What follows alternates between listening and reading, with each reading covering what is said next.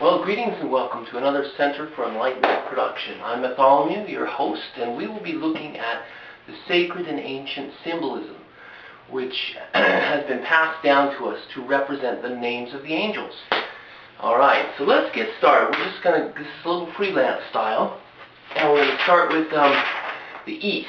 In the East, as you may have picked up in one of the other Enlightenment series, there was three major psychedelics. In fact, all of this is going to be in the movie En-theo-genta, which will be finished by the end of February of 2010. En-theo-genta. And it'll be on the website, and you'll be able to get to it. Just keep watching these Enlightenment series, and you'll find your way there. And do you want it? I don't know, but I think it's just pretty awesome. So here are the three major psychedelics. There is the Red Bull of the Mountain. That is, where is she? That is this guy right here. We're going to put it up here so you can really see it. And the Red Bull of the Mountain is Amanita muscaria. So that is the drug of the Aryans. The Aryans were the guys who lost their tan skin. They lost the dark pigment in their skin as they went up north under the cloud cover. They came back down. They set up the caste system in India. That's the white guy at the top, the pyramid, and then the warriors, and then trade craftsmen, and on down to the untouchables, which were always the Dravidians, the Dravidian or the dark-skinned Indians. So this is one of the first ones right here. Bing. That's number one. This is number two. This has also been sculpted as the tree of knowledge of good and evil. You can see that here. This is the twin serpent, you might say, the red dragon or the red bull of the mountain, and then there's the green snake plant or the morning glory where we get our pentagram. You cut the points off of a pentagram and you can see the pentagon. So that's facing towards the north because Lucifer, this is, I'm going to call this guy Lucifer here. This is a temple from the east where the morning glories were prevalently used. You could eat these seeds. They had an LSA compound, lysergic acid anamide compound, very similar cousin to LSD. Essentially, it illuminates the outer cortex, so you could see how the tribe of woman, Eve we'll call her, was eating these morning glory seeds because she would gather the seeds by the riverside and crush them up and eat them. And and this is all researchable. This is true of Mesoamerica. We know that they had two psychedelic morning glories in Mesoamerica. Tiltilzin and Oliquia. And we also know that they have the Hawaiian baby wood rose, which comes from India. And we're talking about ancient Earth. This is when we had kind of a Pangea, like all the continents together. So Eve eats this medicine, arises up in her mind this serpent plant. Let's put a serpent up over my head here, called the vision serpent in the Maya tradition, or the Brotherhood of the Serpent is one of the original names of the secret societies that have, like yeast, permeated all cultures throughout history. Hence, Jesus said, beware of the yeast of the Pharisees.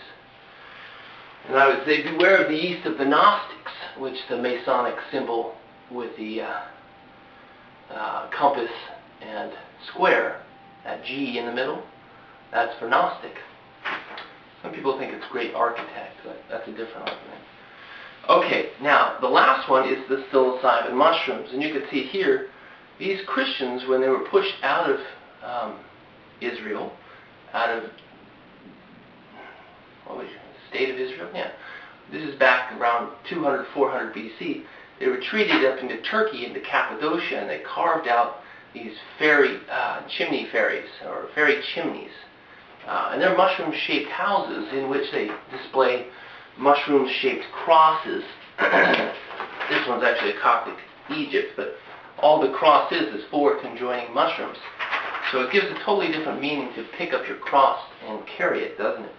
We've got 5 minutes, so I've covered the three major psychedelics of traditional history. The morning glory, which I'm going to call, and please don't take umbrage with it. I'm just calling it this because this is what I've come to believe. I've come to believe it because I've seen all this evidence. You haven't seen the evidence, so bear with me. I'm going to call it Lucifer's name, which is that morning glory, that pentagon flower. Then we've got the red bull. I'm going to call that Satan's name. That's the tree of knowledge of good and evil, where we were told don't eat that, but we did anyway. Looks like a big stop sign, but it also says, gosh, I might become wise if I eat this. And we've got the psilocybin mushrooms, the tree of life. Once we chose to eat from the tree of knowledge, we couldn't really eat from the tree of life. There was a spirit that protected it that has, up until the time of Christ, kept the majority of humanity from comfortably eating it and getting the message. Jesus said, this is the way you handle it. First find the kingdom of heaven, which he said was within. And so the key, the mushroom, unlocks the kingdom within you. And find his righteousness. So God has preferences. Wow. God. Surprise. And Jesus' own words, here's a nice picture of Jesus on the cross with the mushrooms around him. His own words are the best teachings on what God does and doesn't like. And you can tell because your spirit will bear fruit when you listen to the teachings of Jesus and act on them and use this medicine, this mushroom, this tree of life. What ends up happening is a miraculous life, longevity, insight, particularly wisdom, which is the mother of everything else. One of the things you can see in the Jewish culture, one of the things that showed up was when they were leaving in Exodus. You can read in the book of Exodus how Aaron stepped aside from Moses and took the craftsmen of the tribe of Israel, a certain group of people who were going to be the craftsmen who didn't have any real training at that point. And in one day, he taught them how to make all crafts. Bookshelves, houses, anything that they ever wanted to make. And so you've got to ask yourself, how did he have the wisdom and the time in a single day to teach all those people? It's not like they had a big screen that they could project how to make everything.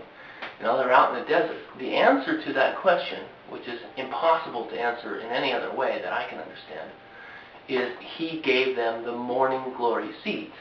Morning glory seeds, when you take them in smaller doses, push to the outer cortex a whole bunch of serotonin from the Raphi nuclei, the storage tank in the head, and they allow us to intellectualize, visualize, compartmentalize, and see in our mind's eye how to make a hinge, how to make a roof, they allow us to creatively solve problems. That's the outer cortex. It's really good for that.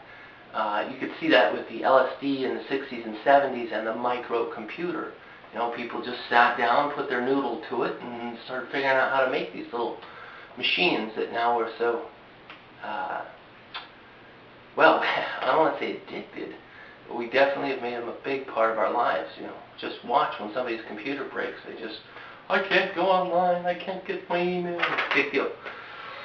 Now, almost all the cultures really celebrated the mushroom, the psilocybin mushroom, I mean. The Aryans really had the big red mushroom. And you can see here, this is a set of Aryans that are basically, these Aryan Brahmins basically are being converted to the mushroom, the Christian mushroom. It wasn't always considered Christian, for sure. Traditionally, it was considered to be the word, the logos, and all people had it, all people used it. You can see they made their very columns in their temples the shapes of mushrooms.